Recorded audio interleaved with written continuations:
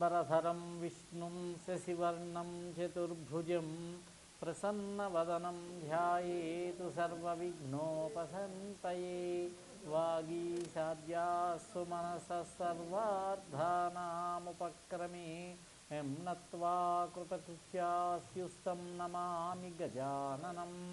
శరదా శరదంభోజవదనా వదనంబుజే. సర్వదా సర్వదాస్మాకం సన్నిధిం క్రియాత్. కూజంతం రామ రామేతి మధురం మధురాక్షరం. ఆరుహ్య కవితాశాఖాం వందే వాల్మీకికోకిలం. ఆపదామపహర్తారం దాతారం సర్వసంపదాం. లోకాభిరామం శ్రీరామం భూయో భూయో నమామ్యహం. శ్రీరాఘవం దశరథాత్మజమప్రమేయం సీతాపతిం రఘుకులాన్వయరత్నదీపం.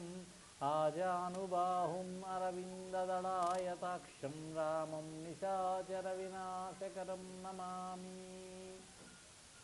ఆంజనేయమతిపాటలాననం కాంచనాద్రికమనీయ విగ్రహం. పారిజాతపరిపూర్ణలోచనం మారుతిం నమతు రక్షసంతకం. మనోజవం మారుతతుల్యవేగం జితేంద్రియం బుద్ధిమతాం వరిష్టం. వాతాత్మజం వానరయూథముఖ్యం శ్రీరామదూతం శిరసా నమామి. యత్ర యత్ర రఘునాథకీర్తనం తత్ర తత్ర కృతమస్తకాంజలిం. బాష్పవారి పరిపూర్ణలోచనం మారుతిం నమతు రాక్షసంతకం. సదాశివసమారంభాం శంకరాచార్యమధ్యమాం అస్మదాచార్యపర్యంతాం వందే గురుపరంపరాం. శ్రీగురుభ్యో నమః. సభాయై నమః. సుందరకాండ ఉపన్యాస కార్యక్రమంలో ఈరోజు చివరి ఘట్టంలోకి చేరాము. ఈ రోజుతోటి ఈ ఉపన్యాస కార్యక్రమం పూర్తవుతూ ఉన్నది.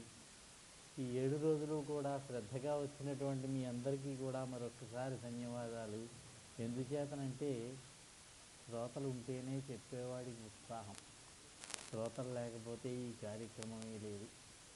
ఇక్కడ నేను గమనించింది ఏమిటంటే చాలా ప్రశాంతంగా ఉన్నది. ఇక్కడ అభయాంజనేయ స్వామి ఆలయం. ఎందుచేతనో ఇక్కడికి వచ్చేసరికి మనస్సుకి ఏదో తెలియనటువంటి ప్రశాంతత, చిత్త ప్రశాంతత కలుగుతూ ఉన్నది. అదేవిధంగా వచ్చినటువంటి శ్రోతలు కూడా కొంచెం ప్రారంభించాక వస్తున్నారేమో కానీ ఎవరూ లేవకుండా అయ్యేంత వరకు కూడా కూర్చుని శ్రద్ధగా వింటున్నారు. చాలా అది ఒక బలానికి టానిక్ ఇచ్చినట్టుగా ఉంటుంది చెప్పేటటువంటి వాడికి.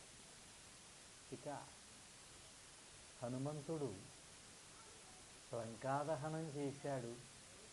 లంక మొత్తం దగ్ధమైపోయింది, ఏమీ మిగలలేదు.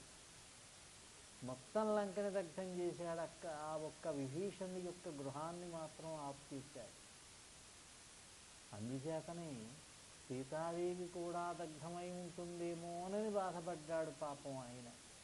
నిజంగా ఉన్నది సీతాదేవి అశోకవనంలో, అక్కడ ఇళ్ళేమీ ఉండవు. అట్లాగే అతను విరిచినటువంటి వృక్షములు 1 గంట 2 గంటల ముందరనే అవి ఎండే అవకాశం కూడా లేదు. అయినా కూడా సీతాదేవి దగ్ధమైపోయిందేమోనని బాధపడ్డాడు పాపం. అంటే దీనిని బట్టి మనం ఏం చెప్పుకోవాలంటే మొత్తం లంకంతా కూడా దగ్ధమైపోయిందని మనం చెప్పుకోవాలి. ఈ విధంగా హనుమంతుడు సీతాదేవి మరణించి ఉంటుంది అని దుఃఖపడ్డాడు.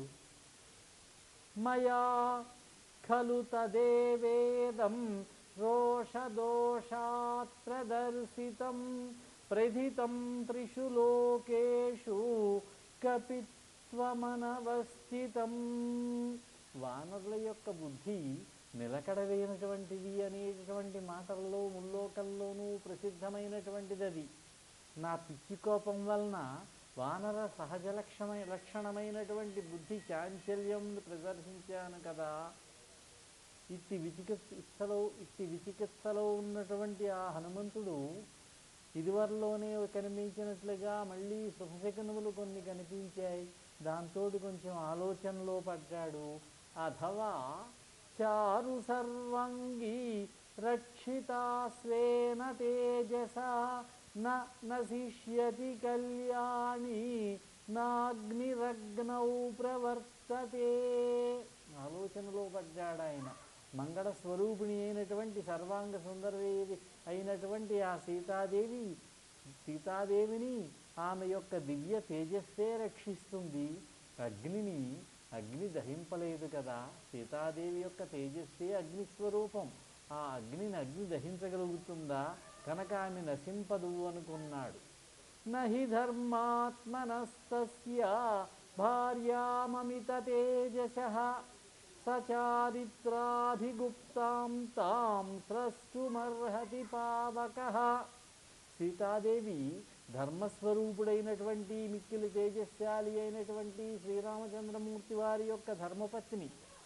ఆమె యొక్క పాతివ్రత్యమే భద్రకవచమై ఆమెను రక్షిస్తుంది. అటువంటి జానకీదేవిని అగ్ని తాకడానికి సైతము కూడా అశక్యుడు కదా.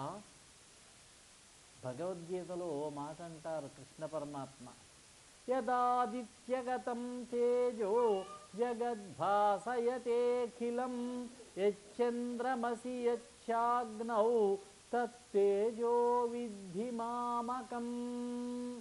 సమస్త జగత్తును ప్రకాశింపచేసేటటువంటి సూర్యుని యొక్క తేజస్సు, అదేవిధంగా చంద్రుని యొక్క తేజస్సు, అగ్ని యొక్క తేజస్సు, అంటే అగ్నిలో ఉన్నటువంటి దాహక శక్తి నా తేజస్సేనయ్యా అర్జున అన్నాడు. అగ్నిలో ఉన్నటువంటి దాహక శక్తి భగవంతుడి యొక్క స్వరూపం. ఇక్కడ శ్రీరాముడే భగవత్స్వరూపం. కాబట్టి భగవత్స్వరూపమైనటువంటి అగ్ని భగవత్స్వరూపమైనటువంటి శ్రీరాముని యొక్క ధర్మపత్ని అయినటువంటి సీతాదేవిని ఏ విధంగా దహిస్తుంది? నూనం రామ ప్రభావేణ వైదేహ్యా సుకృతేన చ యన్మాం దహన కర్మాయం నాదహత్యవాహన. ఈ జగత్తులో దేన్నైనా దహించి వేసేటటువంటి అగ్ని కేవలము శ్రీరాముని యొక్క ప్రభావం వల్లనే, సీతాదేవి యొక్క పుణ్య పరిపాకం వల్లనే నన్నే దహించలేదు, నా తోకనే కాల్చలేదు. ఇది ముమ్మాటికి సత్యం. అటువంటి అగ్ని సీతాదేవిని దహిస్తుందా?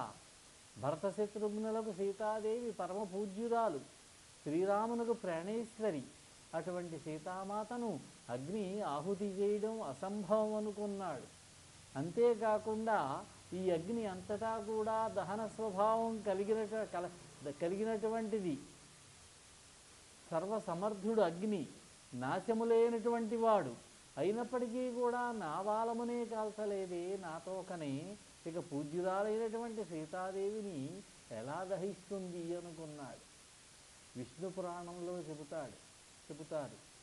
ప్రహ్లాదుడు తండ్రితో అంటున్నాడు, ప్రహ్లాదుణ్ణి హిరణ్యకశిపుడు అనేక కష్టములకు గురి చేశాడు. కత్తులతో పొడిపించాడు, పర్వతం నుంచి తోయించాడు, సముద్రంలో త్రోయించాడు, పాముల చేత కరిపించాడు, విషం తినిపించాడు, అగ్ని చేత కాల్చింపజేశాడు. ఎరా అబ్బాయి, ఎందుచేత నువ్వు ఈ ఇబ్బందులు పడడం లేదు? నేను ఇంత బాధ పెడుతున్నా నీకెందుకు? అగ్నితో కాల్పించినా కూడా నువ్వెందుచేత కాలలేదురా నాయనా అన్నాడు. ప్రహ్లాదుడు అంటాడు, నాన్నగారు, రామనామ జపతం కుతో భయం సర్వతాపశమనైక భేషజం పశ్యతాత మమ గాత్ర సన్నిధౌ పాపకోపి సలిలాయతే అధునా. రామనామాన్ని జపించేటటువంటి వారికి ఎప్పుడూ కూడా శ్రీరామ శ్రీరామ అని శ్రీరామనామాన్ని జపించేటటువంటి వారికి భయం ఏమాత్రము ఉండదు. ఇది సర్వవిధ తాపములను కూడా హరించేసేటటువంటి దివ్యౌషధం. ఇలా చూడండి, నా శరీరాన్ని అగ్నిదేవుడు కూడా నీటి వలె చల్లగా ప్రసాదిస్తున్నాడు, చల్లదనాన్ని. అనుక్షణము కూడా శ్రీరామనామాన్ని స్మరిస్తూ ఉండేటటువంటి వారికి అగ్ని వలన ఏ విధమైనటువంటి ప్రభావం సంభవించదు అన్నాడు. ఆ విధంగా శ్రీరాముని యొక్క ప్రభావం వలన అగ్ని సీతాదేవిని ఏమీ చేయలేదు. తన యొక్క తపోబలము చేత సత్యభాషణ ప్రభావం వల్ల ఏకాగ్రతతోనూ తన్మయత్వమున తన భర్త అయినటువంటి శ్రీరామునే ధ్యానించేటటువంటి అవడం చేత సీతాదేవి అగ్నినే పూర్తిగా రూపుమాగలదు ఆ సీతామాత. కనుక ఆమెను అగ్ని దహింపలేదు అనుకున్నాడు. ఈ విధంగా సీతాదేవి యొక్క ధర్మపరాయణత్వాన్ని గురించి ఆలోచిస్తున్నటువంటి హనుమంతుడికి ఆకాశంలో చారణులు మాట్లాడుకుంటున్నటువంటి మాటలు వినపడ్డాయట.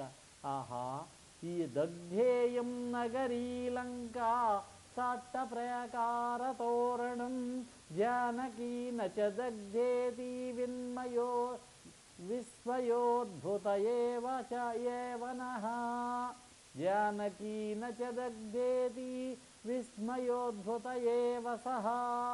పురవీధులు ప్రాకారములతో కూడి ఉన్నటువంటి లంకానగరం మొత్తం దగ్ధమైపోయింది. కానీ అదేం చిత్రమో కానీ సీతాదేవికి ఏ ఆపద జరగలేదు కదా అని చారణులు మాట్లాడుకునేటటువంటి మాటలు విన్నాడు. చాలా ఆనందాన్ని పొందాడు. వెంటనే తోకను సముద్రంలో చల్లార్చుకున్నాడు. ఇంతకుముందే వచ్చి సీతాదేవి యొక్క దర్శనం చేసుకున్నాడు. నాయన, ఇంకొక రోజు ఉండు నాయన అన్నది. లేదమ్మా, నేను వెళ్ళాలి. సముద్రమునకు అవతల తీరంలో వానరులు నా కొరకు నిరీక్షిస్తూ ఉంటారు. నేను ఈ యొక్క కుశల వార్తను రామచంద్రమూర్తి వారికి తెలియజేయగానే ఆయన బయలుదేరి వస్తారు అని చెప్పాడు. సీతాదేవి కలిగిన సందేహాన్ని తీర్చాడు. వానరులు ఎలా వస్తారు? ఈ సముద్రాన్ని, ఇంత విశాలమైనటువంటి సముద్రాన్ని ఏ విధంగా దాటి వస్తారు? సుగ్రీవుడు అనుచరులను తీసుకుని రాగలుగుతాడా అంటే దానికి కూడా సమాధానం చెప్పాడు. నాకంటే బలశాలులు చాలామంది ఉన్నారమ్మా అక్కడ, ఏమీ భయపడవద్దు, నేను వెళ్ళగానే బయలుదేరి వస్తారు అన్నాడు. అరిష్ట పర్వతం మీదకి ఎక్కాడు. అక్కడి నుంచి ఒక్కసారిగా ఎగిరితే అరిష్ట పర్వతం నేలమట్టం అయిపోయిందనుకున్నాం. మళ్ళీ సముద్రాన్నంతా దాటుకుంటూ మధ్యలో ఉన్న మైనాకుణ్ణి పరామర్శించి యువతల తీరానికి వచ్చాడు. వస్తూనే ఒక సింహనాదం చేశాడు. దాంతో చాలా సంతోషించారు వానరులు, ఆనందపడ్డారు.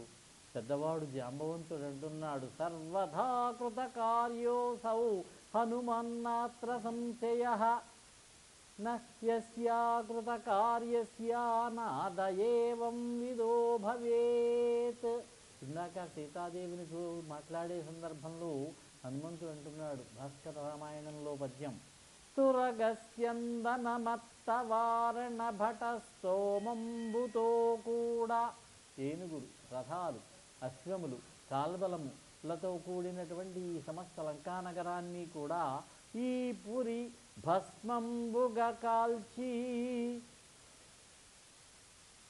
రావణుదృంచి లోకములు ప్రస్తుతి చేయగా నిన్ను, రావణుదృంచి లోకములు ప్రస్తుతి చేయగా నిన్ను అయోధ్యకున్ భూవర పుంగవుండు కొనిపోయి మనోరథ భోగ సౌఖ్యముల్ వావిరి పొందుసున్ నృపతి వంద్య పదాబ్జములొప్ప సర్వధాత్రీవలయంబునేలడి. అమ్మా జానకీమాత, శ్రీరావణుని సంహరించి నిన్ను తీసుకుని అయోధ్య నగరానికి వెళ్ళి పట్టాభిషిక్తుడై ఈ భూమండలాన్నంతా ఎరుతాడమ్మా నీ నాథుడైన శ్రీరామచంద్రుడు. మదిన్ తలకొందకుమింకపోయదన్. అమ్మా, వెళ్ళి వస్తానమ్మా, నువ్వు మనసులో ఏ విధమైనటువంటి క్లేశమును పెట్టుకొనవద్దు, త్వరలోనే శ్రీరామచంద్రమూర్తి వారి దర్శనం నీకు లభిస్తుంది తల్లి అన్నాడు. సముద్ర తీరానికి యువతల ఒడ్డుకు వస్తున్నాడు. ఒక సింహనాదం చేశాడు. వానరులంతా సంతోషించారు. జాంబవంతుడు అంటున్నాడు, ఈ విధముగా అన్ని విధములుగా కూడా ఈ హనుమంతుడు కృతకృత్యుడై ఇక్కడికి వస్తున్నాడు. అందులో సందేహం లేదు. ఎందుకంటే వెళ్ళిన కార్యం సఫలం కాకపోయినట్లయితే ఈ విధంగా మహానాదం చేయడాయన. మామూలుగా వస్తాడు, ఏమీ మాట్లాడకుండా. వస్తూనే రాగానే ఒకటే మాట అన్నాడు, దృష్టా సీతేతి విక్రంతః సంక్షేపేణన్యవేదయతు. కనుగొన్నాను సీతమ్మని, దృష్టా సీత అని సంక్షేపముగా నివేదించాడు వానరులందరికీ కూడా. చాలా సంతోషించారు వాళ్ళు. కొమ్మల పరిచారు, కూర్చోవడానికి కందమూలములు తెచ్చి సమర్పించారు. చాలా ప్రీతితోటి గౌరవంతో చూస్తున్నారు. అంగదుడికి నమస్కరించాడు, జాంబవంతుడికి నమస్కరించాడు. విశేషములను వివరించని అడిగారు హనుమంతుణ్ణి. ఆ జానకీదేవిని అశోకవనంలో చూశాను నేను. ఆ సీతామాత భయంకరాకారము కలిగినటువంటి రాక్షస స్త్రీలు కాపలా కాస్తూ ఉన్నారు. ఆమె కేశములన్నీ కూడా ఒకే జడగా ఉన్నాయి. అంటే ఆనందంతో ఉన్నప్పుడు 2 జడలు వేసుకునేవారేమో మరి. ఆమె దుఃఖంలో ఉంది కనుక ఒకే జడతో ఉన్నాయి. ఆ అమాయకురాలు శ్రీరామచంద్రమూర్తి వారి యొక్క దర్శనమున కోసం తహతహలాడుతూ ఉన్నది. జటాధారి అయి మలిన వస్త్రములు ధరించి ఉపవాసముచే కృషించి ఉన్నది అని సంక్షిప్తంగా చెప్పాడు. తతో దృష్టేతి వచనం మహార్ధమృతోపమం నిశమ్య మారుతే సర్వే ముదితావానరాభవతు. నేను సీతాదేవిని కనుక్కున్నాను అనేటటువంటి అమృతతుల్యము విశేషార్థదాయకము అయినటువంటి హనుమంతుని యొక్క ఆ వచనములను విని వానరులంతా కూడా పరమానందాన్ని పొందాడు. అంగదుడు అంటున్నాడు హనుమంతుడితో, యువరాజు ఆయన, ఇటు దక్షిణ దిక్కుకు వచ్చినటువంటి వానర సమూహానికి అంతటికీ నాయకుడు ఆయన నాయకత్వంలోనే హనుమంతుడు, నీలుడు, జాంబవంతుడు వీళ్ళంతా వచ్చారు. మారుతి, బలపరాక్రమములలో నీతో సమానమైనటువంటి వారెవరూ లేరయ్యా. అపారమైనటువంటి ఈ సముద్రాన్ని లంఘించావు, ముందుకు వెళ్ళావు, మళ్ళీ తిరిగి వచ్చావు. నిజముగా మా ప్రాణాలను కాపాడావు, నువ్వు పుణ్యాత్ముడవు. నీ అనుగ్రహం వల్లనే మేం కృతార్థులమయ్యాం. మేమందరము కూడా శ్రీరాముని చేరగలుగుతున్నాం. ఈ మాట ఎందుకన్నాడంటే, సముద్రాన్ని లంఘించడానికి ముందు అంగదుడు నిర్వేదాన్ని పొందాడు. ఇచ్చిన గడువు అయిపోయింది. ఇప్పుడు వెనక్కి తిరిగి వెళ్ళినట్లయితే సుగ్రీవుడు చాలా కఠినాత్ముడు, ఆయన కఠిన శిక్ష విధిస్తాడు మనందరికీ కూడా. నన్ను చంపడానికే ఇలా పంపించాడు, నన్ను కూడా చంపేసి రాజ్యాన్ని అతనే పొందాలని చూస్తున్నాడు అని ఏదేమిటో మాట్లాడాడు. కనుక ఇప్పుడు మా ప్రాణాలు నిలబెట్టావు, మేము రాముడి సన్నిధానానికి వెళ్ళగలుగుతున్నాం మేము నువ్వు చేసినటువంటి ఈ ఘనకార్యం వల్ల. అహో స్వామిని తే భక్తి, అహో వీర్యం, అహో ధృతి, దిష్ట్యా దృష్టా త్వయా దేవి రామపత్నీ యశస్విని, దిష్ట్యా త్యక్ష్యతి కాకుత్సః శోకం సీతా వియోగజం. హనుమా, నీ యొక్క స్వామి భక్తి అపూర్వమైనటువంటిది. నీ యొక్క పరాక్రమం, నీ యొక్క ధైర్య సాహసములు కొనియాడదగినటువంటివి.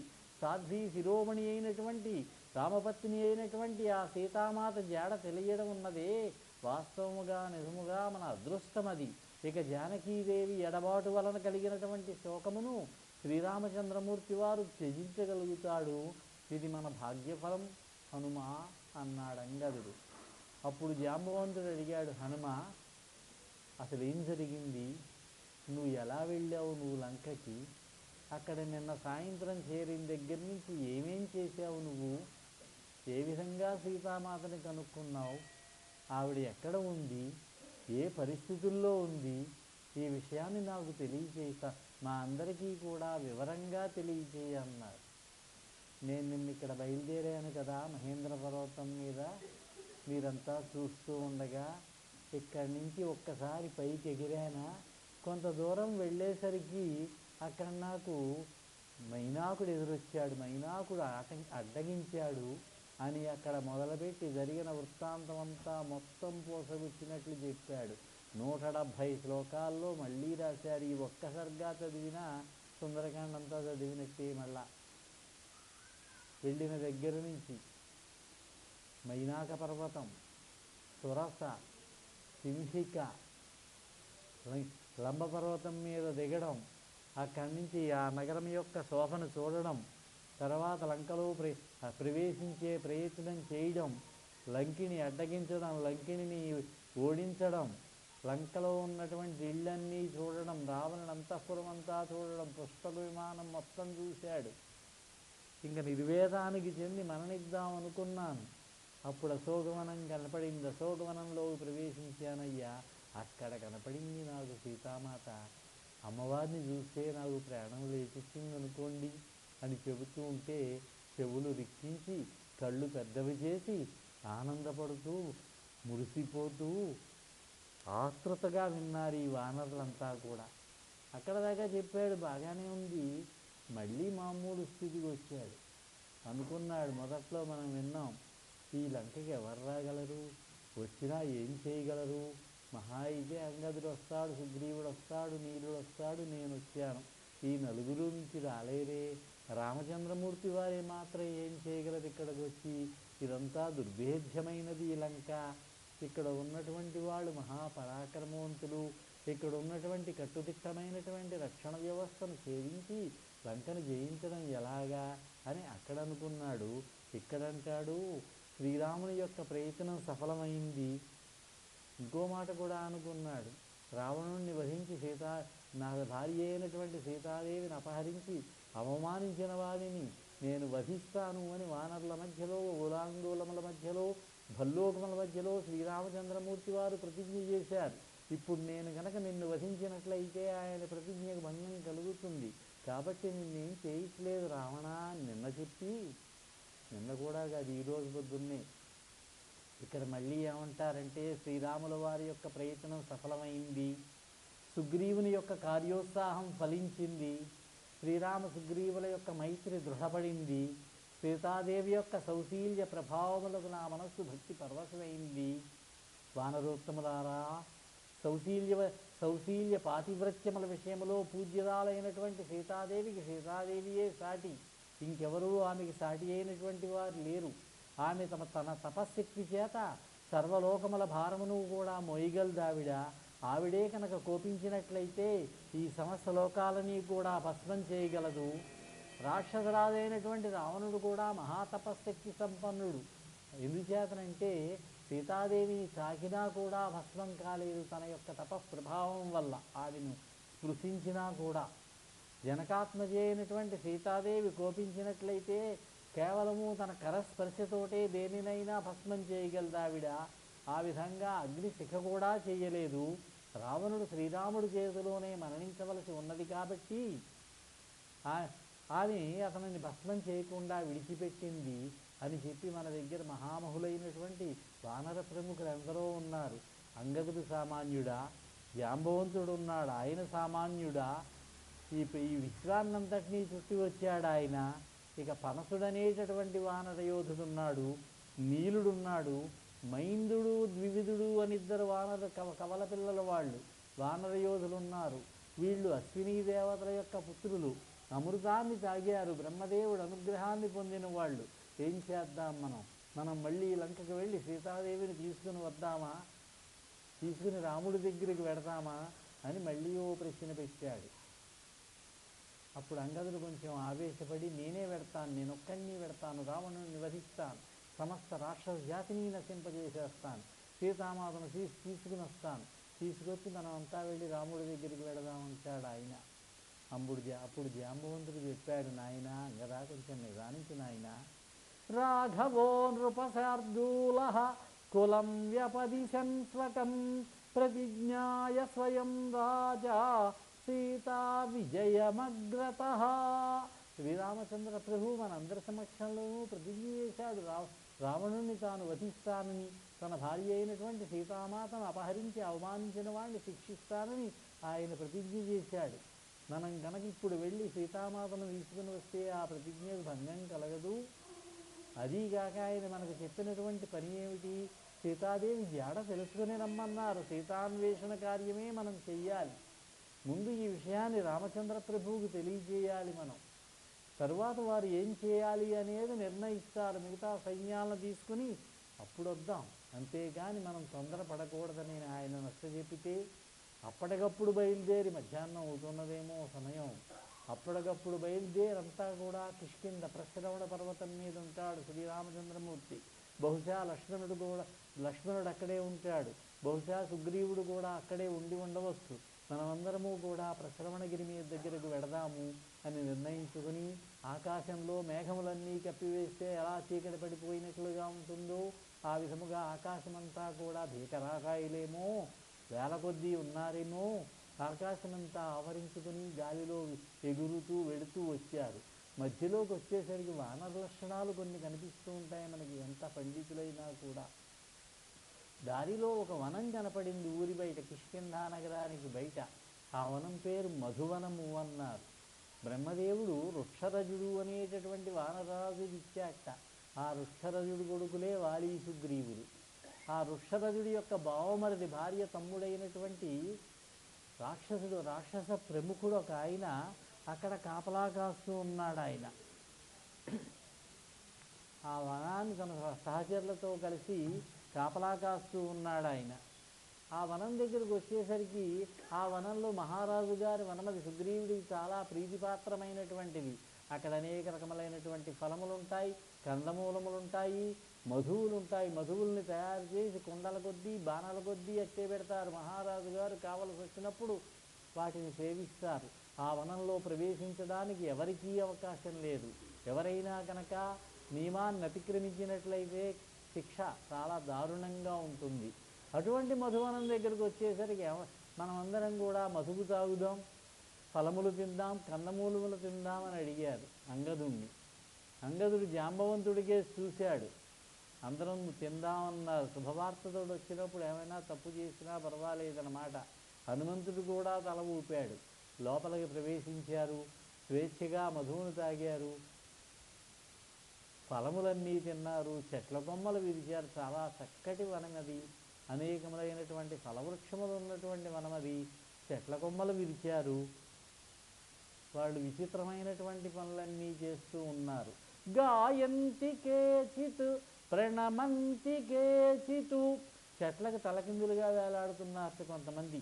నృత్యంతి కేచితు ప్రహసంతి కేచితు, కొంతమంది నృత్యం చేస్తున్నారు, కొంతమంది పకపక నవ్వుతూ ఉన్నారు. ప్రతంతి కేచితు విచరంతి కేచితు, కొంతమంది పైనుంచి కిందకు తిరుగుతున్నారు, కొంతమంది అటు ఇటు తిరుగుతున్నారు. మధువు తాగారేమో కొంచెం మైకం వచ్చింది వాళ్ళందరికీ. ప్లవంతి కేచితు ప్రలపంతి కేచితు, కొంతమంది గంతులు వేస్తున్నారు, కొంతమంది ఏమిటేమిటో మాట్లాడుతూ ఉన్నారు. పరస్పరం కేచిదుపాశ్రియంతే, ఆ మైకంలో ఒకళ్ళ దగ్గరకు ఒకళ్ళు రక్షణ కోరుతూ వాళ్ళని ఆశ్రయిస్తూ ఉన్నారు. పరస్పరం కేచిదుపాక్రమంతే, ఒకరి నెడ్డి మీదకి ఒకళ్ళు ఎక్కుతున్నారు, లేదు వీపు పైనుంచి దూకుతున్న వాళ్ళు కొందరు. పరస్పరం కేచిదుపబ్రువంతే, ఒకళ్ళొకళ్ళు ఏమిటేమిటో మాట్లాడుకుంటూ ఉన్నారు. పరస్పరం కేచిదుపారమంతే, ఒకళ్ళొకళ్ళు క్రీడలు సలుపుతూ ఉన్నారు. వాళ్ళల్లో వాళ్ళు గంతులు వేస్తూ కిలకిలా నవ్వుతూ ఎగురుతూ దూకుతూ. ద్రుమాద్రుమం కేచిదభిద్రవంతే, ఒక చెట్టు మీద కొమ్మ మించి మరొక చెట్టు మీదకు దూకుతున్నారు కొందరు. క్షితౌ నగాగ్రన్నిపపంతి కేచితు, వృక్షాగ్రముల నుంచి నేల మీదకు దూకుతున్నారు కొందరు. గాయంతమన్యః ప్రహసన్నుపైతి హసంతమన్యః ప్రరుదన్నుపైతి రుదంతమన్యః ప్రణుదన్నుపైతి నుదంతమన్యః ప్రణుదన్నుపైతి, ఒకడు అలా నిలబడో కూర్చునే పాటలు పాడుతూ ఉన్నాడు. అతని దగ్గర ఇంకోటి నవ్వుతూ చేరుతూ ఉన్నాడు, చేరి అక్కడ నిలబడుతున్నాడు. ఆ నవ్వుతూ ఉన్నవాడి దగ్గరికి ఇంకోటి ఏడుస్తూ వస్తున్నాడు. ఆ ఏడుస్తున్న వాడి దగ్గరికి ఇంకొకటి వచ్చి వాడిని కిందకి తోస్తున్నాడు. ఆ తోసేవాడి మీద ఇంకొకటి గట్టిగా కరుస్తున్నాడు వాడిని పట్టుకుని. ఈ విధంగా రకరకములైనటువంటి చేష్టలు చేస్తూ ఉన్నారు. ఆ మధువనానికి రక్షకుడు దధిముఖుడు అనేటటువంటి వానర యోధుడు, అతడు పరాక్రమవంతుడే. కొన్ని వందల మంది వానరులతోటి కలిసి సుగ్రీవుడు మేనమామైన వృక్షరజుడికి బావమరదని చెప్పుకున్నాం. మహాపరాక్రమవంతులే వాళ్ళు. అయితే వీళ్ళని అదిలించే ప్రయత్నం చేశారు, బయటికి పంపించే ప్రయత్నం చేశారు, ఆపు చేసే ప్రయత్నం చేశారు. హనుమంతుడు అంటారు, మీకు ఎవరడ్డొస్తారో నేను చూస్తాను, స్వేచ్ఛగా తాగండి, స్వేచ్ఛగా తినండి, మిమ్మల్ని ఇక్కడ ఎదిరించే వాళ్ళు ఎవరూ లేరన్నాడు హనుమంతుడంతటి వాడు. హనుమంతుడే చెబితే ఇంక ఆగేదే ఉంది. వాళ్ళు రెచ్చిపోయారు. పాపం వీళ్ళ ప్రయత్నం వీళ్ళు చేశారు. దధిముఖుడి యొక్క అనుచరులు ఈ వానరులను కొంచెం కర్రలతోటో రాళ్లతోటో పర్వతాలతోటో కొట్టబోతే సావుకొట్టు వదిలిపెట్టారు. అనేక మంది వానరులు ఉన్నారు, అందులో తాగిన మైకంలో ఉన్నారు, ఎవరిని లెక్క చేస్తారు. ఇక ఈ దధిముఖుడే అంగదుడితోటి కలబడితే తాత అవుతాడు. దధిముఖుడు అంగదుడికి తాతని కూడా చూడకుండా పిడికిలతో చితక్కొట్టి కుళ్ళబొడిచాడు. ఒళ్ళు కాళ్ళు పట్టుకు లాగి నేల మీద ఈడ్చి గాయాలు అయ్యేటట్టుగా చేశాడు. వీళ్ళంతా దెబ్బలు తిని వచ్చారు. నాయక మేమేం చేయాలి, మమ్మల్ని కొట్టారు వీళ్ళు అన్నారు వాళ్ళు. ఓ పని చేద్దాం, మనం చేసే ప్రయత్నం మనం చేశాం. ఇప్పుడు మనం మహారాజు గారి దగ్గరికి వెళదాం. ఆయనకి చెప్పినట్లయితే వీళ్ళని కఠినంగా శిక్షిస్తారు. ఆయనకి చాలా ప్రియమైనటువంటిది మధువనం. ఈ మధువనాన్ని వీళ్ళు మహాయోధులైన హనుమంతుడున్నాడు, జాంబవంతుడున్నాడు, అంగదుడున్నాడు, వీళ్ళే పాడు చేస్తే రాజుగారు ఊరుకోరు అని అంతా కలిసి వాళ్ళు ఆకాశ మార్గంలో ఎగురుకుంటూ వచ్చారు. సుగ్రీవుడున్నటువంటి రాముడున్నటువంటి ప్రశ్రవణ పర్వతం, అక్కడే సుగ్రీవుడు కూడా ఉన్నారు. వచ్చేసరికి వచ్చి నేల మీద వాలి కాళ్ళకు దండం పెట్టే మహారాజా అన్నారు. ఏమైంది దధిముఖ, ఏమిటిలా ఆత్రతతో వచ్చావు? ఎందుకు నీ ముఖం వాడిపోయి ఉన్నది? మధువనం బాగానే ఉంది కదా అన్నాడు. జరిగిందంతా చెప్పాడు. సుగ్రీవుడు కొంచెం దూరంగా ఉన్నాడు, లక్ష్మణుడు రాముడి దగ్గర ఉన్నాడు. లక్ష్మణుడు వచ్చి మహారాజా సుగ్రీవా, ఎవరితను? ఈ వనపాలకుడు కదూ, ఏమిటి చెబుతున్నాను నీకు అన్నాడు. లక్ష్మణ, దక్షిణ దిశకు సీతాన్వేషణ కోసం వెళ్ళినటువంటి వాళ్ళు సీతాన్వేషణ ముగించుకొని తిరిగి వచ్చారు. వాళ్ళు సీతాదేవిని చూశారు, సందేహం లేదు. వారి కార్యం గనక సఫలం కాకపోయినట్లయితే, సీతాదేవిని వాళ్ళు చూడకపోయినట్లయితే ఈ విధంగా వనాన్ని పాడు చేసేటటువంటి ధైర్యాన్ని చెయ్యరు వాళ్ళు. మహారాజు గారు కనుక గ్రహించేశాడు ఆయన. దృష్టాదేవీ న సందేహో నాన్యేన హనుమత. దీనిని బట్టి చూసినట్లయితే సీతాదేవి తప్పక కనబడే ఉంటుంది, అందులో సందేహం లేదు. ఆ చూసినవాడు కూడా హనుమంతుడే అవుతాడు. హనుమంతుడు తప్ప మరి ఒకడెవరూ కాదని చెప్పాడు సుగ్రీవుడు లక్ష్మణుడికి. దృష్టా సీతా మహాబాహో సౌమిత్రే పశ్యతత్వతః అభిగమ్య తథా సర్వే పిబంతి మధువానరాః. లక్ష్మణ, సీతాదేవి కనబడింది అనేటటువంటిది ముమ్మాటికి సత్యం. అంగదుడు మొదలైనటువంటి వానర వీరులంతా వచ్చి ఈ వనములో సంతోషములో మధువును తాగుతున్నారు. అదే దీనికి నిదర్శనం. వనమును పాడు చేసినా పర్వాలేదు. ఈ దధిముఖుడు వన విధ్వంసం జరిగింది, వానరులంతా వనాన్ని పాడు చేశారు అనే మాట చెబుతూ ఉన్నట్లుగా మనకు ఒక శుభవార్తను తీసుకొచ్చాడు. సీతాదేవి కనబడింది అనేటటువంటి వార్తని. ఓ దధిముఖ, నీకేమీ భయం లేదు, నువ్వు ఆ వనమును నువ్వే రక్షిస్తూ నిన్ను నేను ఏ విధంగా నువ్వు శిక్షించడం, నిన్ను మార్పు చెయ్యను. నువ్వు వెంటనే నీ యొక్క సహచరులతో వెళ్ళి అంగదుడితో చెప్పు, నా మాటగా వాళ్ళని వెంటనే బయలుదేరి రమ్మను, వాళ్ళని చూడాలని నేను ఆత్రుతతో ఉన్నానని చెప్పు అన్నాడు. నమస్కారం చేశాడు దధిముఖుడు, సంతోషించాడు. మళ్ళీ వెనక్కి మధువనానికి వచ్చారు. అప్పటికింక తాగి అలసిపోయి నిద్రపోయేవాళ్ళు కొందరు కాస్త విశ్రాంతి తీసుకున్నారు. విశ్రాంతి లభించింది వాళ్ళకి. కష్టపడ్డది ఒక్క హనుమే. వీళ్ళంతా నిన్నటి నుంచి ఆ మహేంద్ర పర్వతం మీద కూర్చుని ఉన్నవాళ్ళే. విశ్రాంతి తీసుకున్నారు. అంగదుడి దగ్గరికి వచ్చి, యువరాజా, మేము తప్పుగా ప్రవర్తించాం మీ విషయంలో, మీరు మమ్మల్ని క్షమించండి. ఈ వనం మీది, ఈ రాజ్యమే మీది. మీ వనాన్ని మీరు పాడు చేసుకుంటుంటే నాకెందుకు బాగా తెలియక చేశారు మా వాళ్ళు. అన్యథా భావించవద్దు. మహారాజు గారు మిమ్మల్ని చూడాలని అనుకుంటున్నారు, తప్పకుండా రమ్మన్నారు అన్నాడు. వాళ్ళంతా బయలుదేరి వెడదామంటే వెడదామనుకున్నారు. హనుమంతుడు కూడా ఇంకో మాట కూడా ఉన్నాడు. ఇక్కడ ఇంకా మనం ఎక్కువసేపు జాగు చేయడం బాగుండదు. ఈ శుభవార్తను వెంటనే సుగ్రీవుడికి చెప్పాలి. రాముడు సుగ్రీవుడు ఒకచోటే ఉండి ఉంటారు కాబట్టి వారికి శుభవార్తను తెలియచేద్దాం అంటే బయలుదేరారు. ఈలోగా రాముడి దగ్గరే సుగ్రీవుడు వచ్చి, రామచంద్ర, సీతామాత కనపడింది, అందులో సందేహం లేదు. సమాస్యసి భద్రంతే దృష్టా దేవీ న సంశయః. సీతాదేవి కనపడింది, ఇందులో సందేహం లేదు. నీకు భద్రమవుగాక, ఓరడిల్లుము. ఇదిగో అంగదాదులు రానే వస్తున్నారు, ఆకాశంలో వస్తూ ఉంటే విమానం వచ్చేటప్పుడు కింద నుంచి వారికి ఏదో విధమైనటువంటి సంకేతాలు పంపిస్తారు.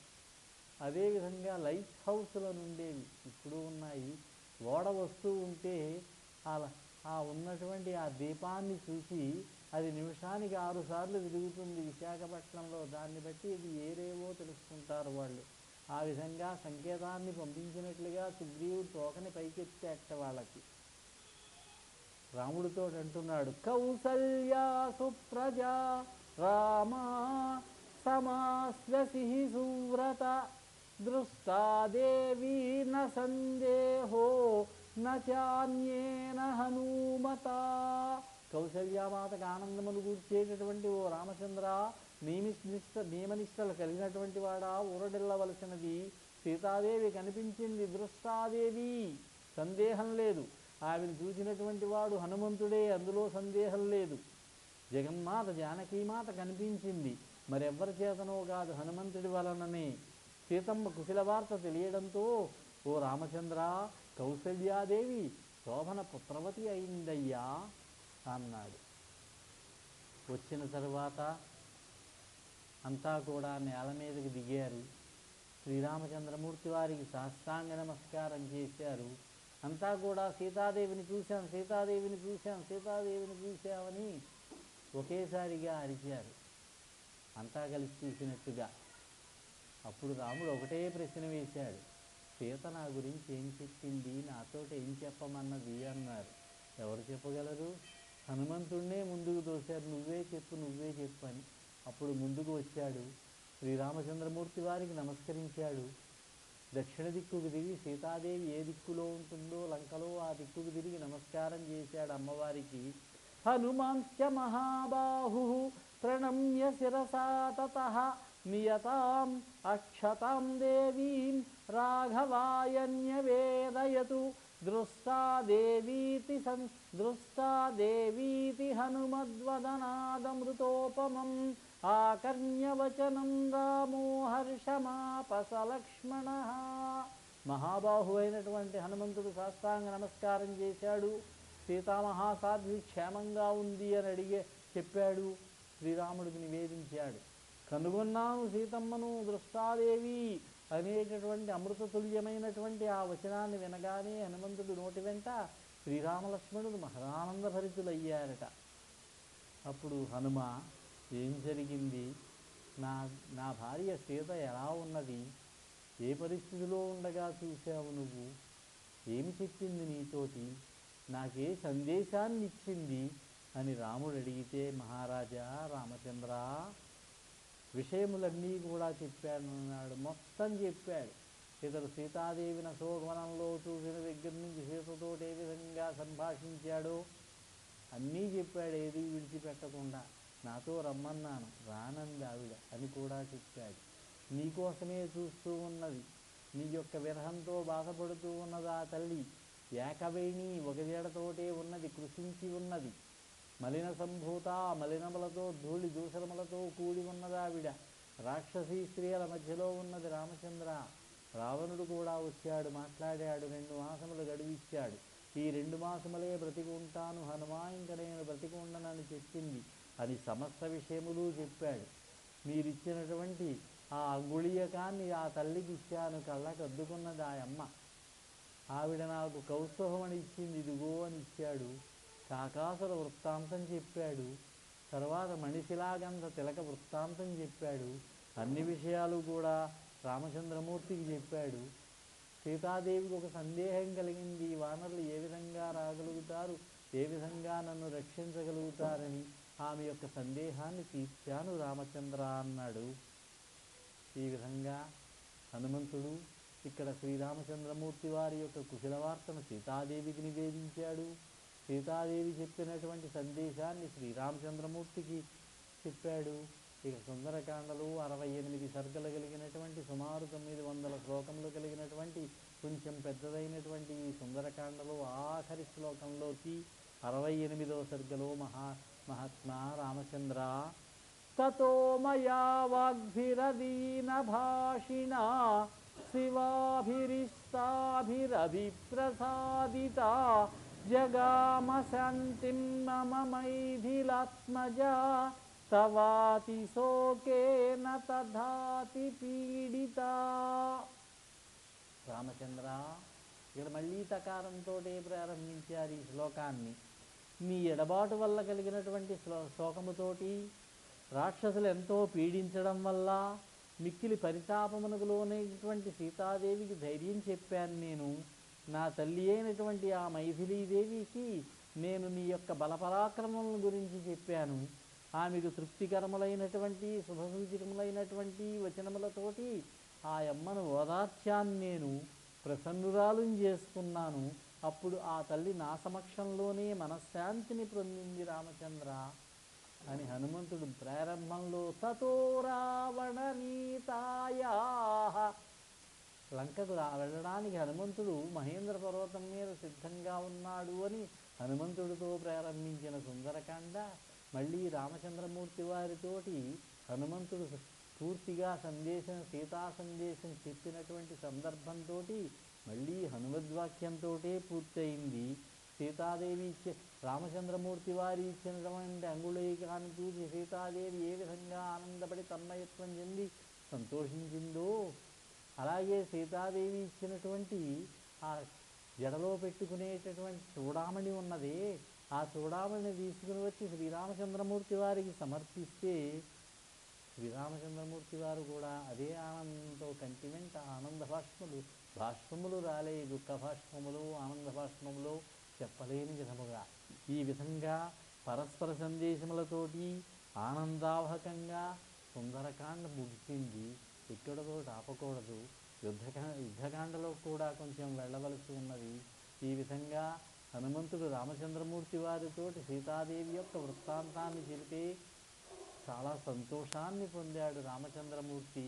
శ్రుత్వా హనుమతో వాక్యం యథావదభిభాషితం రామః ప్రీతి సమాయుక్తో వాక్యముత్తరమబ్రవీత్. యథాతథంగా హనుమంతుడు చెప్పినటువంటి మాటలను విన్నాడు. శ్రీరామచంద్రమూర్తి మిక్కిలి ప్రసన్నుడయ్యాడు. హనుమంతుడితోటి అక్కడ ఉన్న సుగ్రీవుడితోటి తదితర వానరులతోటి మాట్లాడుతున్నారు ఆయన. కృతం హనుమతా కార్యం సుమహద్భువి దుర్లభం మనసాపి యదన్యేన న శక్యం ధరణీతలే. హనుమంతుడు చేసినటువంటి కార్యములు ఉన్నాయే, చాలా విశాలమైనటువంటి శతయోజన విస్తీర్ణము కలిగినటువంటి ఆ సముద్రమును లంఘించి ఆవలికి చేరడం, దుర్భేద్యమైనటువంటి లంకలో ప్రవేశించడం, రావణాంతఃపురమంతా కూడా చూడడం, సీతాదేవి దర్శనం చేసుకోవడం, లంకానగరాన్ని ధ్వంసం చేయడం, మళ్ళీ తిరిగి క్షేమంగా తిరిగి రావడం, ఇవన్నీ కూడా లోకంలో చాలా అత్యద్భుతమైనటువంటివి, ఊహకు అందనటువంటివి, అనితర సాధ్యమైనటువంటివి. గరుత్మంతుడు కానీ, వాయుదేవుడు కానీ, హనుమంతుడు కానీ ఈ ముగ్గురు మాత్రమే ఈ సముద్రమును దాటగలరు తప్ప ఇంకెవరూ కూడా సముద్రమును లంఘించలేరు. లంకానగరము రావణుని కట్టడిలో ఉంది, సురక్షితంగా ఉంది. దేవతలు, దానవులు, యక్షులు, గంధర్వులు, నాగులు, రాక్షసులు మొదలగు వారెవరూ కూడా ఈ లంకానగరాన్ని తేరిపార చూడలేరు. తిరుగులేనటువంటి రాక్షసయోధుల కారణముగా రుపేధ్యమై ఉన్నటువంటి లంకానగరంలో స్వశక్తితో ప్రవేశించగలిగినటువంటి మొనగాడెవ్వరున్నారు? ఒకవేళ ప్రవేశించినా కూడా ప్రాణములతో బయటపడగలవారెవ్వరు? హనుమంతుడు ఇంకో మాట కూడా చెప్పాడు. మహాత్మా రామచంద్ర, నేను సీతాదేవి యొక్క జాడను తెలుసుకుని వచ్చాను, సీతాదేవి దర్శనం చేసుకుని వచ్చాను. తదుపరి కార్యక్రమం ఏమిటో మీరే నిర్ణయించవలసింది. మనం లంకకు ఏ విధంగా చేరాలి, అమ్మవారిని ఏ విధంగా తెచ్చుకోవాలి, మీరే నిర్ణయించవలసింది అన్నాడు. హనుమంతునితో సమానమైనటువంటి తేజోబల సంపన్నుడు ఎవరూ లేరు కదా. అతడు సముద్రమును లంఘించుట మొదల కార్యముల ద్వారా తన నిరుపమానమైనటువంటి పరాక్రమాన్ని ప్రకటించాడతను. మహావీరుడు సుగ్రీవునకు మహారాజుకి నిజమైనటువంటి సేవకునిగా, ప్రభుభక్తి పరాయణుడిగా ప్రభువు నిర్దేశించినటువంటి కార్యాన్ని సఫలమనర్చారు అని హనుమంతుణ్ణి ప్రశంసించారు. ఇక్కడో మాట చెప్పారు. ప్రత్యక్షే గురువస్తుత్యా. గురువుగారిని ప్రత్యక్షంగానే పొగడాలి, ఎదురుగుండానే గురువుగారు మీరు చాలా గొప్పవారండి, మా గురువుగారు ఉన్నారు చూశారా, ఈయన పక్కనే కూర్చున్నాయన చాలా గొప్పవారండి అని గురువుగారిని పొగడాలట. పరోక్షే మిత్రబంధవా. మిత్రుల్ని బంధువుల్ని పొగిడేటప్పుడు వారి పరోక్షంలో పొగడాలట. వాళ్ళు ఎదురుగుండా పొగిడితే వాళ్ళకు కొంచెం కొమ్ములు వచ్చే ప్రమాదం ఉన్నది. కర్మంతే దాసభృత్యాశ్చ. దాసులను పని పూర్తయిన తర్వాత పొగడాలి. ఇక్కడ శ్రీరామచంద్రుడు పనంతా పూర్తయిన తర్వాత లంకకు వెళ్ళి సీతాదేవిని చూసి తిరిగి వచ్చిన తర్వాతనే హనుమంతుణ్ణి పొగిడారు. ఇక 4వది ఉన్నది, న కదాచన పుత్రకాహ. కొడుకుని మాత్రం ఎప్పుడూ పొగడకూడదట, పొరపాటును కూడా పొగడకూడదన్నారు. ఎందుకో నాకు తెలియదు కానీ పొగడద్దని మాత్రం చెప్పారు. వాళ్ళు చేసే పని వాళ్ళు చేయవలసిందే, పితృరుణం తీర్చుకోవాలి. ప్రభువు తనకు ఇంకో మాట అంటాడు రామచంద్రమూర్తి, ప్రభువు తనకెంత దుష్కరమైనటువంటి కార్యాన్ని అప్పగించినా కూడా దానిని తన బలపరాక్రమముల చేత సాధించడమే కాకుండా దానికి భంగం కలగకుండా దానికి అనురూపంగా ఉండేటటువంటి ఇతర కార్యములు ఎన్నైనా చేసేటటువంటి వాడు ఉన్నాడే, అటువంటి భృత్యుడు ఉంటాడే, అతడు అత్యుత్తముడు. అతడు ప్రభువు తనకు అప్పగించినటువంటి కార్యాన్ని కాకుండా ఇతర కార్యాలు చేయగలిగినటువంటి సమర్థుడై కూడా చేయడానికి అవకాశం ఉన్నా కూడా ప్రభువు చెప్పినటువంటి కార్యాన్ని మాత్రమే చేసి దానితో సంతృప్తి పడి తిరిగి వచ్చేవాడున్నాడే, అతడు మధ్యముడు, అటువంటి భృత్యుడు. ఇంకొక రకం ఉంటారు, ప్రభువు చెప్పిన కార్యాన్ని సమర్థులైనా కూడా సరిగ్గా ఆలోచన చేయకుండా సరిగ్గా విధి నిర్వహణ నిర్వహించకుండా పాడు చేస్తారే, వాళ్ళు అధములన్నారు. ఇక్కడ హనుమంతుడు ఉత్తముడైనటువంటి సేవకుడన్నారు. ప్రభువు యొక్క ఆదేశానుసారం హనుమంతుడు సీతాన్వేషణ కార్యాన్ని శ్రద్ధాసక్తులతో పూర్తిగా నెరవేర్చాడు. అంతేకాకుండా తన గౌరవానికి భంగం కలగకుండా రాక్షస సంహారము మొదలైనటువంటి ఇతర కార్యాలను కూడా సాధించుకొచ్చాడు.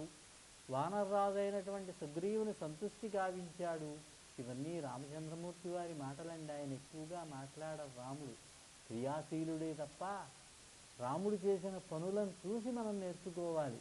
రాముడు ఎక్కడా బోధలు చేయడు, మనకి ఇలా చెయ్యండి అని చెప్పడు. కృష్ణుడు చెప్పాడు, ఆయన చెప్పింది చెయ్యాలి, ఈయన ఆచరించింది చెయ్యాలి. కొంతమంది అంటారు వాలివత ధర్మమా, రాముడు చేశాడా పని, ధర్మమే చేయడమే, మనం కూడా చేయొచ్చు, తప్పు లేదన్నారు. రాముడే ధర్మస్వరూపుడు, రామ స్వయం ధర్మ, ధర్మస్వరూపుడు ఆయన, ధర్మాత్ముడు. ఆయన ఆచరించి ఇలా చెయ్యండి అని ప్రజలకు చెప్పాడు ఆయన.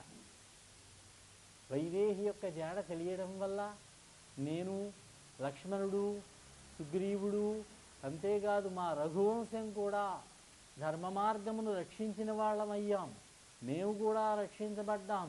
ఈ కార్యసాధన ద్వారా హనుమంతుడు మా ప్రాణాలను కాపాడాడు.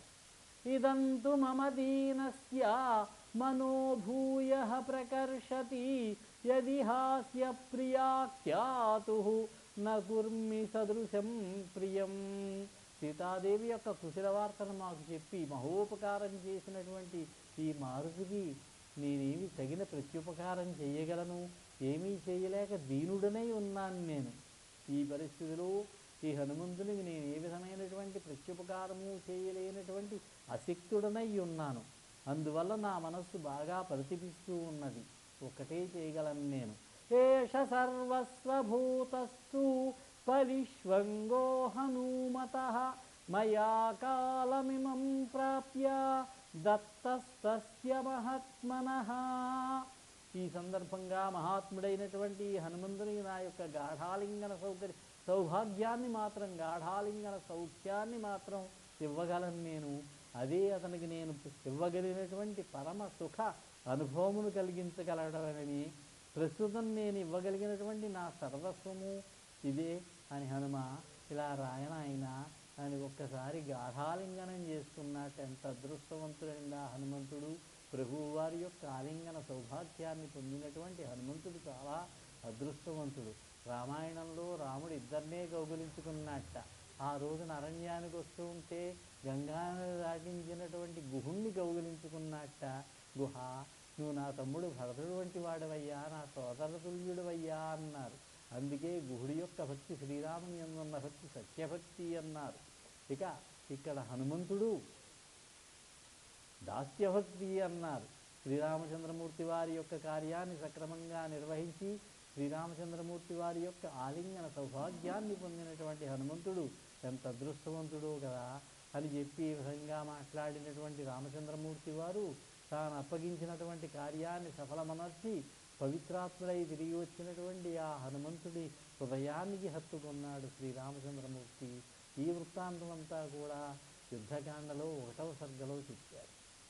ఇక రామచరితమానసము అని తులసీదాసు గారు రాశారు. తులసీ రామాయణం అని కూడా అంటాం. అది హిందీలో ఉండదు, అది భోజపురి భాషలో ఉంటుంది. ఆయన అంటారు, సును కపితో హి సమాన ఉపకారి నహి కోవు సుర నర ముని తనుధారి ప్రతి ఉపకార కరౌ కాతోరా సనముఖ హొయి నసకత మనయోరా. ఆయన బీహార్ రాష్ట్రానికి చెందినవాడు తులసీదాసు గారు. భోజపురి అని వాళ్ళ భాష. ఆ భాషలో రాసిన తులసీ రామాయణంలో ఏమంటారంటే, శ్రీరామచంద్రుడు అంటున్నట్ట, హనుమ విను, దేవతలలో కానీ మునీశ్వరుల్లో కానీ మానవుల్లో కానీ నాకు నీ వంటి ఉపకారి లేనేలేడయ్యా. నేను నీకేం ప్రత్యుపకారం చేయగలను? నా మనస్సు కూడా నీ ముందుకు రావడానికి జంకుతోంది. నీకేసి కళ్ళెత్తి చూడడానికి భయపడుతున్నాను. నేను ఆలోచిస్తే నీ రుణము నుంచి నేను విముక్తుడు కాలేనేమో అనిపిస్తోంది అని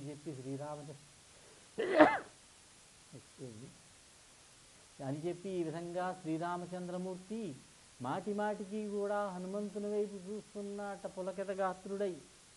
అతనికి నేత్రములు సజలములయ్యాయి, కళ్ళ వెంట నీళ్లు కారుతూ ఉన్నాయి, శరీరం పులకితమైందట. కృతజ్ఞతాభావంతో హనుమంతుణ్ణి చూస్తూ ఉన్నట్ట.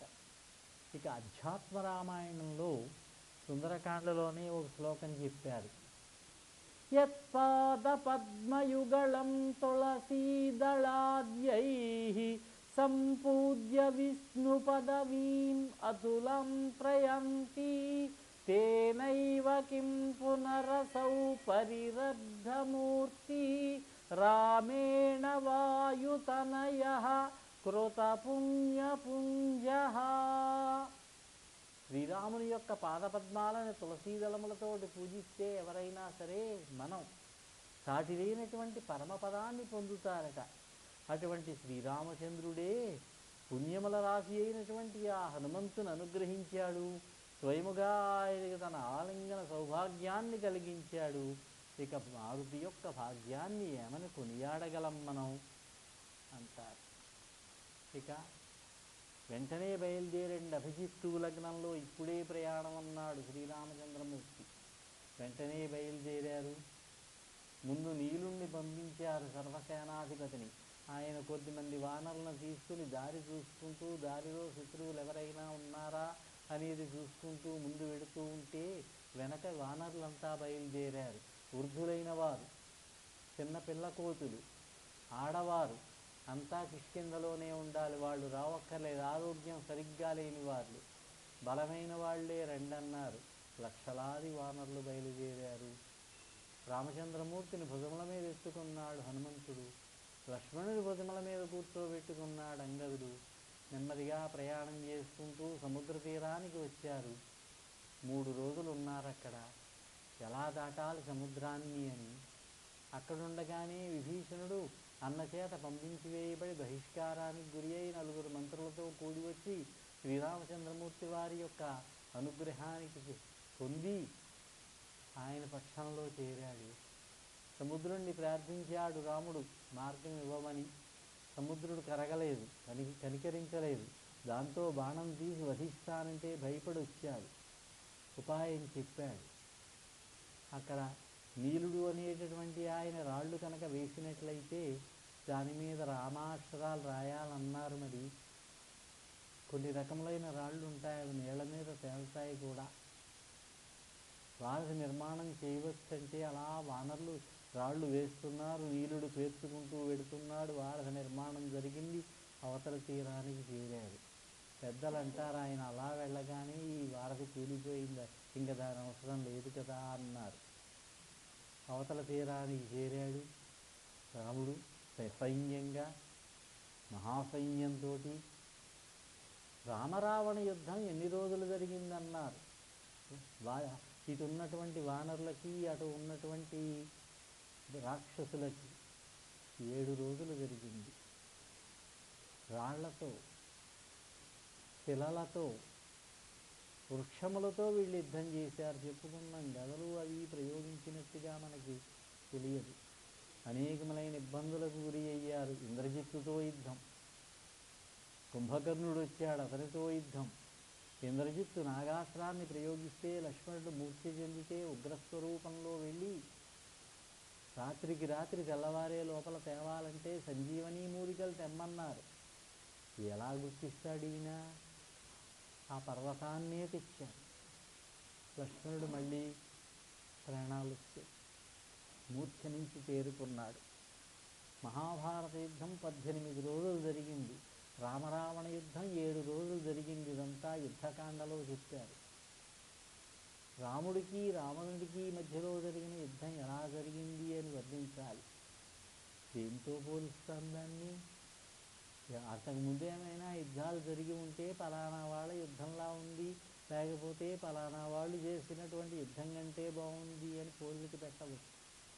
వాల్మీకి మహర్షి అంటారు, గగనం గగనాకారం సాగర సాగరోపమం రామ రావణయోర్యుద్ధం రామ రావణయోరివా. ఎవరినైనా పిలిచి ఆకాశం ఎలా ఉంది అన్నారు అనుకోండి, దేంతో పోల్చగలం? ఆకాశం ఆకాశంలాగానే ఉంది. సముద్రం ఎలా ఉంది అన్నారనుకోండి, సముద్రం సముద్రంలాగానే ఉంటుంది. అలాగే రామరావణ యుద్ధం ఎలా ఉంది అంటే రామరావణుల మధ్య జరిగిన యుద్ధంలాగానే ఉందన్నారు. రావణుణ్ణి వధించాడు రామచంద్రమూర్తి. సీతాదేవికి సమాచారం పంపమని ముందు హనుమంతుణ్ణి పంపించారు. అమ్మా, యుద్ధంలో విజయం సాధించాము, నీ దుఃఖాలన్నీ తొలగిపోయాయి తల్లి అని ఓరకంటితో పక్కకు చూస్తే బిక్కమొహం వేసుకున్న రాక్షసి స్త్రీలు కనిపించారు. అమ్మా, వీరాంజనేయ స్వరూపం అన్నారు. అమ్మా, నాకు అనుమతి ఇయ్యమ్మా, వీళ్ళందరినీ చంపేస్తానన్నాడు. వద్దు నాయన, వాళ్ళ రాజుగారు చెప్పిన పని వాళ్ళ విధి నిర్వహణ వాళ్ళు చేశారు, వాళ్ళకు క్షమించి విడిచిపెట్టండి. త్రిజితా స్వప్నంలో ఆఖరి శ్లోకం. త్రిజుడు చెప్పినటువంటి మాట నిజమే అయితే, నాకు కనుక విముక్తి లభించినట్లయితే తప్పకుండా మిమ్మల్ని అందరినీ నేను క్షమించువాను అని ఓ మాట కూడా ఇచ్చి ఉన్నది కదా. లక్ష్మణుణ్ణి విభీషణుణ్ణి పంపారు. సీతాదేవిని తల అంటి కొత్త వస్త్రములు ధరింపచేసి సగౌరవంగా పల్లకీలో తీసుకుని వచ్చారు. అగ్ని ప్రవేశం చేయమన్నాడు రాముడు. అదంతా మనకు తెలుసున్న కదే. పుష్పక విమానాన్ని అధిరోహించారు. భరద్వాజాశ్రమంలో ఆ రాత్రికి ఉండి తర్వాత నందిగ్రామానికి చేరారు. అక్కడ ఉన్నాడు. అయోధ్యకి బయట ఉన్న ఊరు నందిగ్రామం. అక్కడ కూర్చొని పరిపాలన చేస్తున్నాడు మంత్రుల సహాయంతో. నారవస్త్రములు ధరించే భరతుడు, పక్కనే శత్రుఘ్నుడు. భరతుడిని కలుసుకున్నాడు రామచంద్రమూర్తి వారు. భరతుడు చాలా సంతోషించాడు. వెంటనే బయలుదేరారు. పట్టణంలో ఉన్నటువంటి ఏనుగును, పట్టపుడు ఏనుగును రప్పించారు. శోధన జరిగింది. నారబట్టలు విడిచిపెట్టారు. ఆ జడలను కత్తిరించారు. మంచి వస్త్రములు ధరించాడు రాముడు. నగరంలోకి ప్రవేశించాడు. బాజా భజంత్రులతోటి, వేద మంత్రములతోటి పట్టణ ప్రముఖులంతా ఆహ్వానిస్తూ ఉంటే, స్త్రీలు పుష్పములు చల్లుతూ ఉంటే శ్రీరామచంద్రమూర్తి వారు నగరంలో ప్రవేశించారు. ఆ మరుసటి రోజున శ్రీరామచంద్రుల వారికి పట్టాభిషేకం. వశిష్ఠుడు, వామదేవుడు, జాబాలి, కాశ్యపుడు, కాత్యాయనుడు మొదలైనటువంటి మహర్షులంతా, వీళ్ళంతా ఆస్థాన పురోహితులు. వీళ్ళు పురుషోత్తముడైనటువంటి శ్రీరామచంద్రమూర్తిని నిర్మలములైనటువంటి సుగంధ జలములతోటి అభిషేకింపచేశారు. పూర్వం బ్రహ్మదేవుడు ఇక్ష్వాకుడికి ఇచ్చాట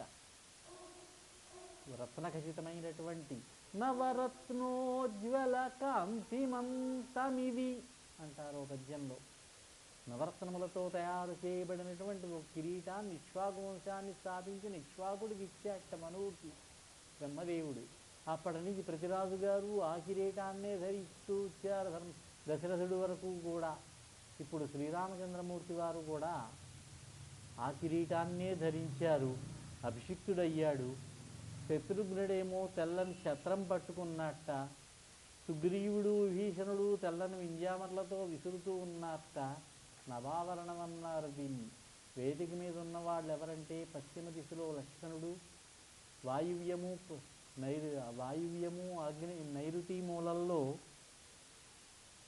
వాయువ్యం మూలల్లో భరత శత్రుఘ్నులు, వెనక వైపున అంగదుడు, సుగ్రీవుడు, విభీషణుడు ఉన్నారట. జాంబవంతుడు కూడా 9 మంది మధ్యలో స్వామివారు, పక్కనే అమ్మవారు ఆ పాదముల దగ్గర కూర్చున్నాడు. మంచి స్థానం సంపాదించి ఈ అభయాంజనేయ స్వామి.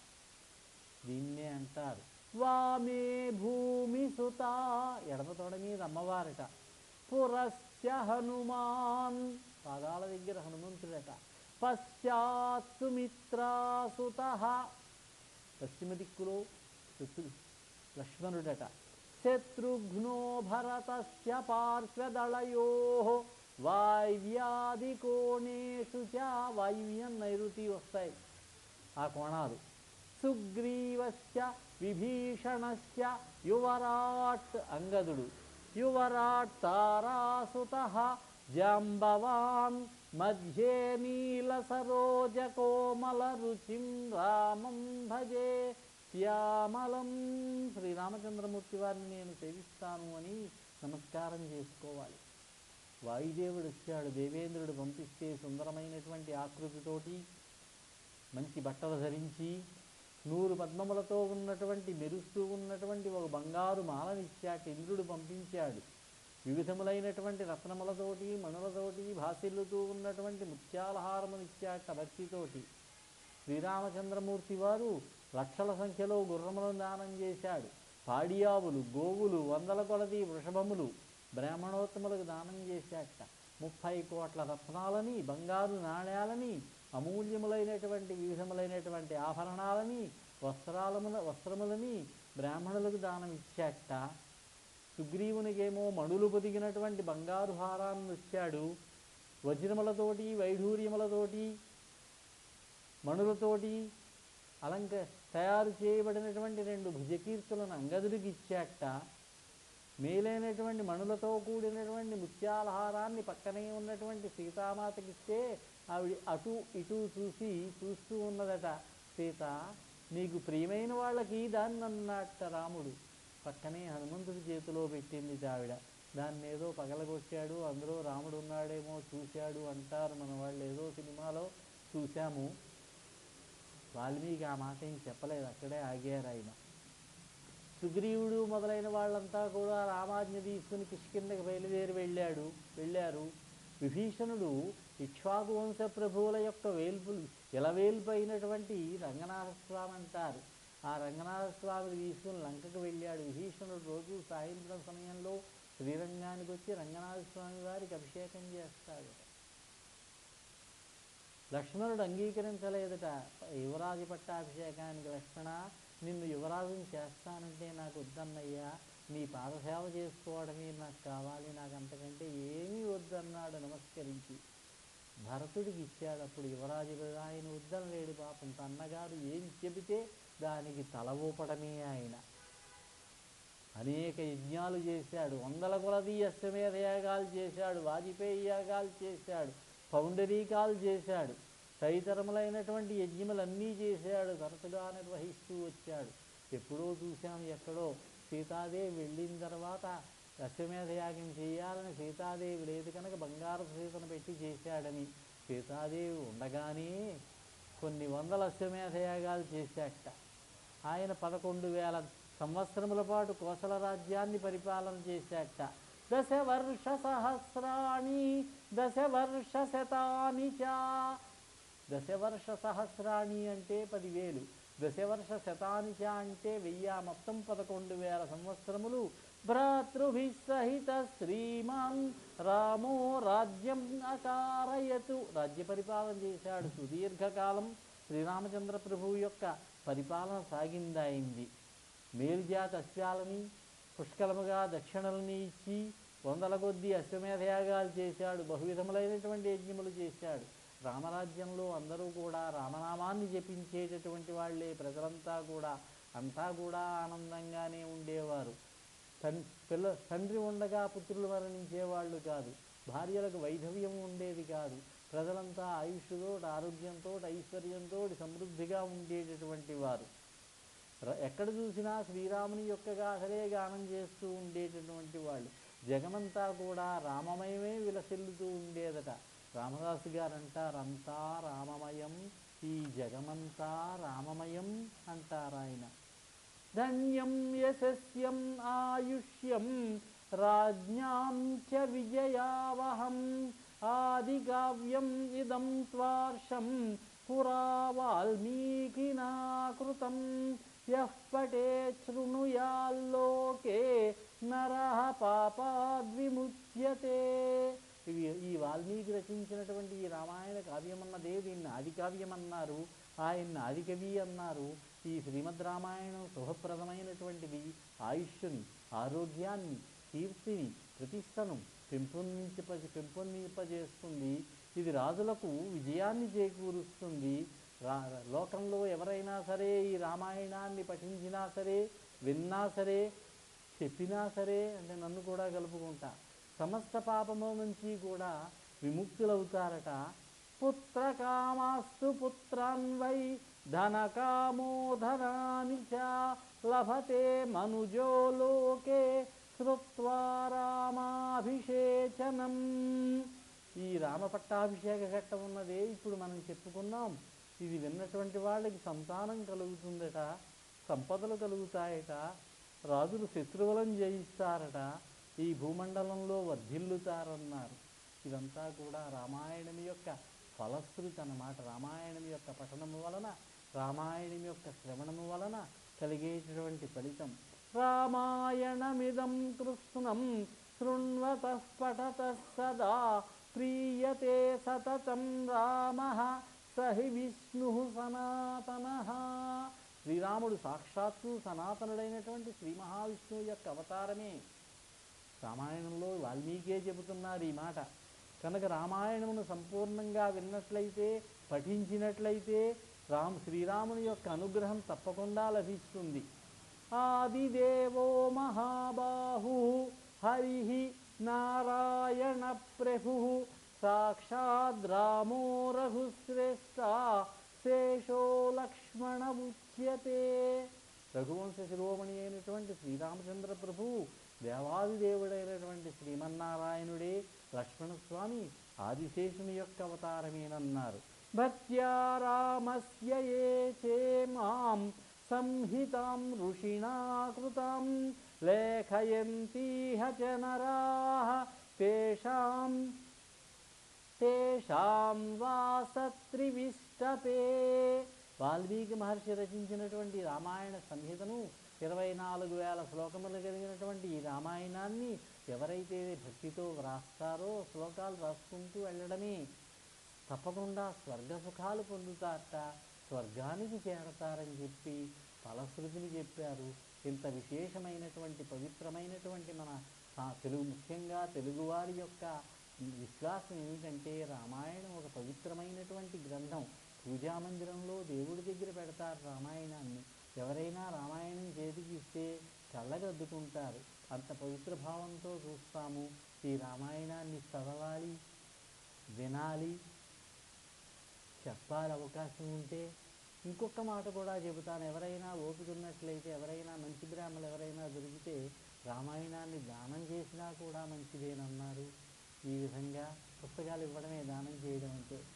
ఈ విధంగా శ్రీమద్ రామాయణాన్ని మనకు అందించినటువంటి వాల్మీకి మహర్షి, ఆదికవి అయినటువంటి వాల్మీకి మహర్షి మనకి చాలా గొప్ప ఉపకారం చేశారు.